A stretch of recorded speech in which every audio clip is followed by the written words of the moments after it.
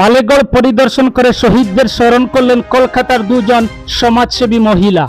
1857 সালের সিপাহী মহাবিদ্রোহের স্মৃতি বিজড়িত ঐতিহাসিক পটভূমি উত্তর করিমগঞ্জের লাতু মালেগড় টিলা পরিদর্শন করে 26 বীর শহীদদের স্মরণ করলেন কলকাতার দুজন সমাজসেবী মহিলা।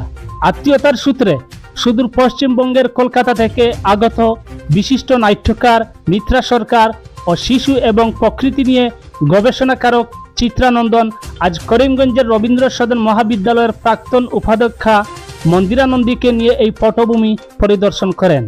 এদিন প্রথমেই তারা এমকে গান্ধী কলেজে এসে অধ্যক্ষ ইকবাল আহমেদ চৌধুরীর সঙ্গে দেখা করে স্থানীয় ইতিহাস নিয়ে আলোচনা করেন।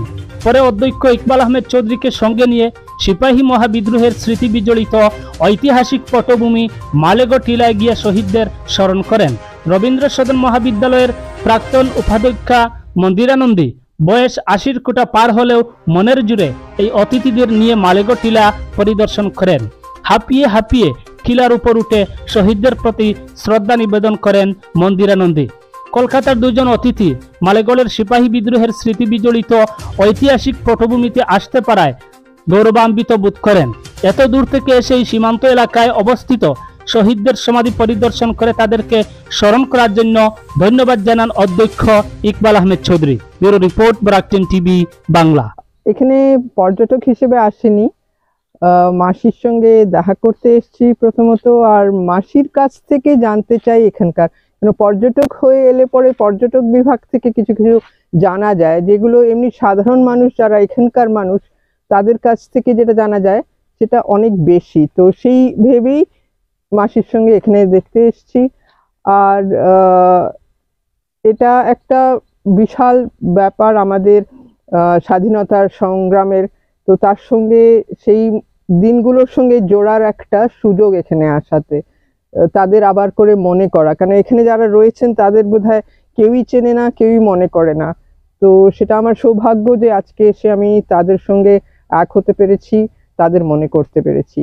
তাই আমি আপনাদের সকলকে আর মাসিকে তো খুব ধন্যবাদ জানাচ্ছি যে এখানে আসতে পেরেছি। তাই আমি নিজে, আমার দিদি কলকাতায় থাকেন, আমি নিজে কলকাতায় অতটা থাকি না, আমি বাইরে বাইরে আমার বাচ্চা আর ইউথদের সঙ্গে প্রকৃতি নিয়ে, ডেভেলপমেন্ট নিয়ে চর্চা করাই আমার কাজ। তাদের সঙ্গে ওয়ার্কশপ করি, প্রকৃতির সঙ্গে কি করে জুড়তে পারি, কেন যেই জিনিসটাকে আমরা ভালোবাসি সেটাকে ধ্বংস করা কঠিন, তো সেই ভালোবাসাটা আনাবার চেষ্টা করি দিদি আর আমি দুজনে। আমি একটু ঘুরে বেড়াই, আমি উত্তরাখণ্ডেতে বেশি দিন ছিলাম পাহাড়ে, তো পাহাড়ে গ্রামের মধ্যে কাজ করতাম বাচ্চাদের সঙ্গে, ছোটদের সঙ্গে। এখন আবার এই দিকে আসার ইচ্ছে আছে, আসাম সাইডে, এখানে ওই একই কারণে। আপনি দেশের বিভিন্ন অঞ্চল ঘুরে বেড়াচ্ছেন, তো আমাদের এই সীমান্ত এলাকাটা কেমন লাগলো? আমার যেখানে এত খোলা প্রকৃতি পাই সেখানেই আমার ভাল লাগে, কেন শহরের যে ডেভেলপমেন্টের নামে যেগুলো হচ্ছে সেগুলো যে কতটা, এই আমরা কথাই বলছিলাম যে শহরে থাকলে শরীর কেমন থাকে, আর একটা এরকম খোলা জায়গা থাকলে, তো আমরা শহরে যেটা পাচ্ছি হারাচ্ছিও কিন্তু অনেক, শারীরিক দিক থেকে অনেক কিছু হারাচ্ছি, যেটা আবার এখানে যেটা পাচ্ছি না, আমরা শারীরিক দিক থেকে অনেক কিছু এখানে পেয়ে যাচ্ছি, আমরা অনেক বেশি স্বাস্থ্য আমাদের এখানে ভালো থাকছে। আমি মিত্রা সরকার, কলকাতা থেকে এসেছি। আমি আসলে আসার প্রধান উদ্দেশ্য ছিল আমার মাসি মন্দিরা নন্দী এখানে থাকেন করিমগঞ্জে, তার সঙ্গে দেখা করা। মাসি আমাদের বলেছেন এইসব জায়গাগুলো আছে কোথায়, আমরা হয়তো জানতাম না, তো সেগুলো মাসির কাছ থেকে জেনে আমরা তাই এই একটা বিশেষ জায়গা, যেটা আমাদের সত্যি সবারই উচিত একবার করে দর্শন করে যাওয়া, সেটা দেখতে এসেছি। নিশ্চয়ই দেখা উচিত ছিল আমাদের, আমরা অনেক কিছু জানি না এই বিষয়, সেগুলো জানতে পারলাম, আপনাদের কাছ থেকেও জানতে পারলাম। ধন্যবাদ। এই দলছুটরা সিলেটে একটা জায়গায় আশ্রয় নিয়েছিল, সিলেট থেকে নিজেদের নিরাপত্তাকে একটু ইয়ে করবার জন্য তারা এইখানে লাতুতে এসে ঢুকলো।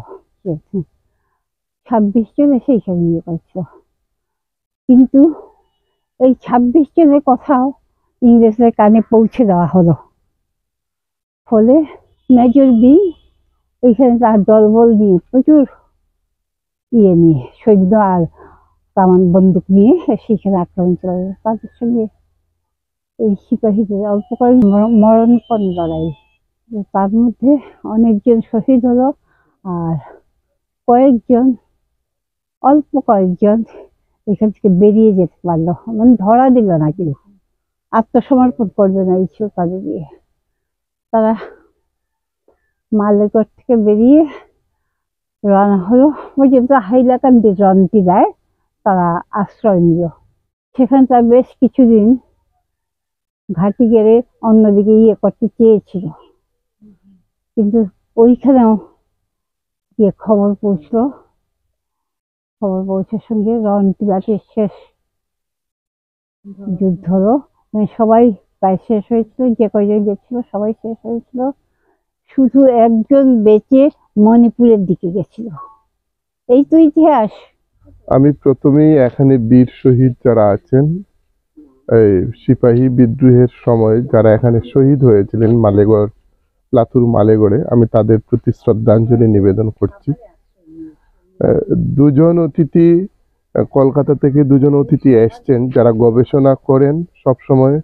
একজন গবেষণা করেন বাচ্চাদেরকে নিয়ে, প্রকৃতি নিয়ে, আর একজন নাট্যকার, নাটকের বিভিন্ন কাজ করেন নাটক নিয়ে। তো হঠাৎ করে তাদেরকে নিয়ে আসলেন আমার মা, মন্দিরানন্দী মহাশয়া, প্রফেসর মন্দিরানন্দী মহাশয়া, যিনি রবীন্দ্র সদন গার্লস কলেজের উপাধ্যক্ষা ছিলেন। তো তাদের সাথে কথা হলো এবং জানতে পারলাম যে তারা মালেগড় যাবেন।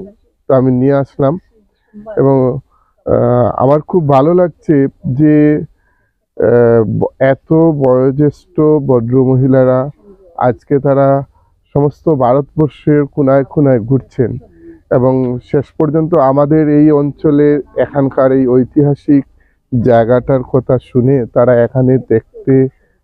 এই জায়গাটা দেখতে তারা অনুভব প্রকাশ করেছেন এবং এসেছেন।